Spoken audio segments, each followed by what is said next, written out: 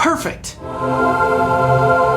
For those of you who don't have a prehistoric piece of amber from which to extract DNA, here's how you can make one out of regular household items. For this build, I use foam floor mats, craft foam, coffee foam, putty, super glue, hot glue, contact cement, red Flexidip, paint, sanding tools, safety gear, a bath bomb or similar transparent domes, scissors, razor pens, and a cloning machine. Box cutter. Box cutter. We've already been down that path. First, I drew a rough dinosaur shape onto this sheet of EVA foam floor mat. This is freehand, but I recorded the templates so I can make them available to you guys. Link below. I used a Sharpie, which means I'm going to have to cut inside the trace lines. Then I cut it out with scissors, razor pens, and a box cut. The thing that I said in the materials list. This sheet of foam happens to have a factory error in it. For some reason, there's a squiggly line running through it, representing a slight topographical variance of about 1 millimeter, which would be a problem for armor, but will easily blend into the scale pattern for a reptile. I would have loved to use that offcut for the lower jaw, but I didn't think of it when I was doing the spacing on the primary shape. Doesn't matter though, you can accomplish this build using just one sheet of foam, and if you make a mistake, foam comes in packs of 4.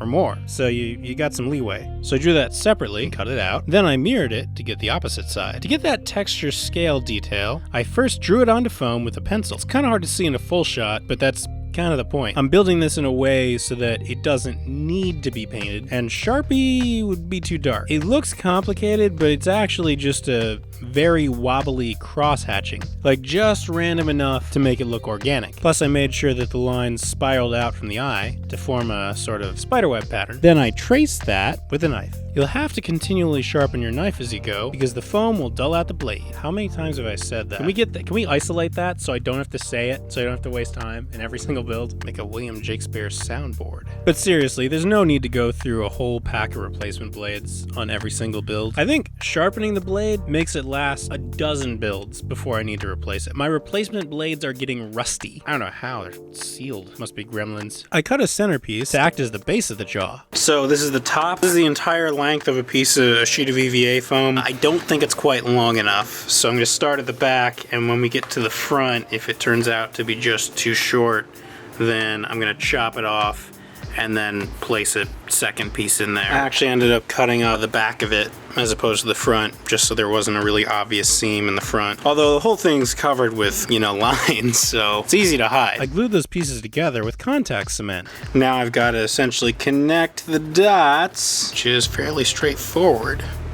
Also got to put some muscle and, mouth stuff in there. I'm going to start with the very tip of the jaw because that's clearly the easiest for the camera to focus on. After that, I did the cross-hatching down the entire length of the jaw. This was much easier and didn't require nearly as much detail as the sides did because, well, it's narrower for one, and it's less likely to be seen, being that it's on the bottom. I had to do the same thing for the top, although inversely with a little bit more detail. Basically, all I'm doing is drawing lines from the hash marks on one side to the hash marks on the other. I'm connecting the lines with a knife. The lengthwise lines required considerably less precision. For the internal pieces, I'm using pink EVA foam. I did some test fitting to figure out the correct shape for those internal pieces. The muscle lines don't have to be quite as intricate, so I made those using my rotary tool. I refined that piece and duplicated it for both sides. Then I glued them in. That one topographical defect that I mentioned earlier was completely erased by my cross-hatching, and the same could happen with thinner foam, so in order to create a visible topographical detail, I cut this detail from the same sheet of foam. I flipped it, I traced it, and I cut one out for the other side. Then I cut out the internal holes. I did a quick test fitting before gluing them on, just to make sure that they would line up with the blank areas where I chose not to do as much cross-hatching. Once satisfied that they would, I sanded the pattern off of one side with my belt sander. This will create better adhesion. Then I used my rotary tool to round the edges of the skull ridge detail, as well as the interior edges of the holes. I glued them on with contact cement. After the glue had dried, I added more cross-hatch texturing to the raised pieces. Then I heat formed them with the heat gun. Now normally I use heat forming to bend something and apply a curve to it, but in this instance, I'm using it to add texture. The foam releases oxygen, melts, and constricts, which causes the cut lines to open up. It's kind of hard to see in this shot because I'm moving around giving a demo as I do this. This footage was from the before times. Although, yeah, no, this is pandemic safe. That was a big room. So here's a more stable shot of me heat forming in my lap. That's a great place for the heat gun that's consistently melted your skin skin off. Why, Jay? What are you doing? How many times have you burned yourself with that thing? How many times do you have to learn that the stove is hot? Ay, Gewalt. Anyway, when all was said and done, it looked like this. Now for the teeth. I made those out of white EVA foam. So I just did this with the Venom mask build and an Among Us build. So I'm not gonna bore you with the details, but essentially just cut up a bunch of triangles. I mean, it's kind of all it is. When I had what I thought was enough, I glued those on with contact cement. You should really wear a mask while doing this because the fumes aren't great for you,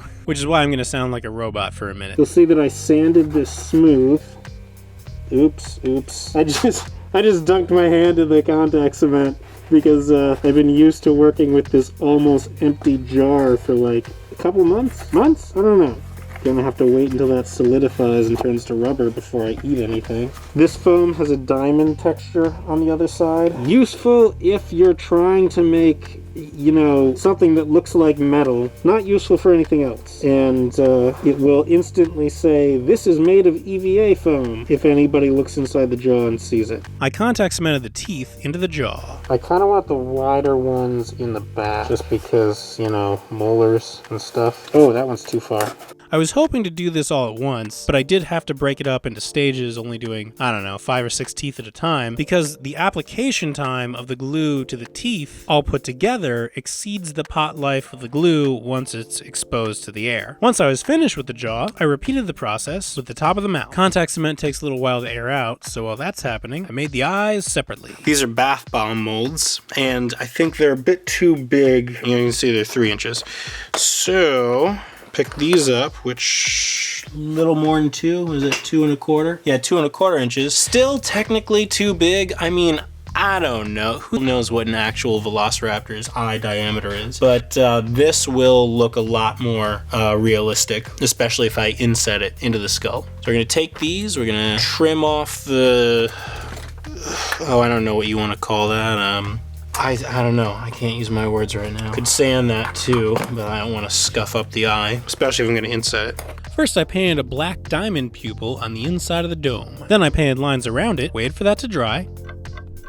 Then I mixed up some green paint and painted over that on the interior. Those will need some time to dry again. So I went back to work on the head itself. After the teeth were in, I noticed a couple of problems. Overall, I felt that the teeth were too long and jutting out too far at the end. They really should be tilted inward. Not to mention, they looked a little too, well, two-dimensional. So I trimmed them with a pair of scissors, ripped out the end teeth, trimmed their bases to be slanted, and then glued them back in. And I like that look a lot better. To save time, I used super glue, and by this time, the eyes were dry. Which was lucky because I couldn't resist the opportunity to impersonate my favorite news anchor, Morvo. Windmills do not work that way! His expression is just so forlorn. In order to make the eyes inset into the skull, I cut out a wider hole with a razor pen. To negate the concerned expression, I made eyebrows out of the scrap material from when I widened the hole. I attached the eyebrow with super glue, but made sure to punch the eye out as I did this, because sometimes super glue will fog plastic if it's in too close a proximity. I think because the glue heats up as it solidifies. Ooh, that reminds me. I had to heat treat the exposed edge as well. When the glue had dried, I reinserted the eye dome and put a support band behind it, hold it in place, but still allow it to be moved if need be. So this way, they're stuck in there, but not permanently, and they're adjustable. So say if I want to puppeteer them, I can get in there to do that. Although, do they have binocular vision? I don't know. Where's Dr. Alan Grant when you need him? Next, in order to make the internal pallets, I took a sheet of pink foam, cut off the puzzle pieces, and did a rough trace of the skull shape onto the foam, and cut them out. I used the cutoff line to mirror it for the other side. This is a little too big, so I had to refine it as I went. When I had refined it enough, I inserted it into the jaw, gluing it with super glue as I went. I put 2 notches in the back there for the cheek muscles to slide through. Then I added some detail with my rotary tool before finishing the job, just to avoid damaging the teeth. It's a lot easier to do that if they're right next to the piece that you're sanding. You see, the thinner ones are very fragile, and the rotary tool can be incredibly destructive if it gets away from you. I repeated the process for the lower section, just without the slots. Then I attached a little connector to the end of the cheek pieces. This will keep it from falling out, as it can only be removed diagonally from the back. I added even more detail using hot glue to simulate gums. I could do a little more, but at a certain point you're wasting hot glue.